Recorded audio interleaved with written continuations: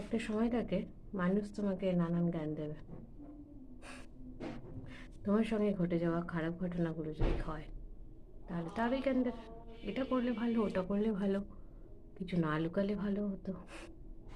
আরে তোমরা কি করছো? তোমরা নিজেদের দিকে তাকিয়েছো? তোমরা কি সবাইকে খুল্লম খুল্লা বলে ফেলেছো? যারা বোকা তারা সবাইকে বলে বেড়ায়, শেষমেশ কি হয় জানো উত্তর? ঘন্টা। কি হবে? তোমার দুঃখ কষ্ট কাউকে জানিয়ে, তোমার ক্রাইসিস কাউকে জানিয়ে লাভ আছে কি? তারা জাস্ট পিএনপিসি করবে। তাদের সবটাই হচ্ছে পিএনপিসি করা।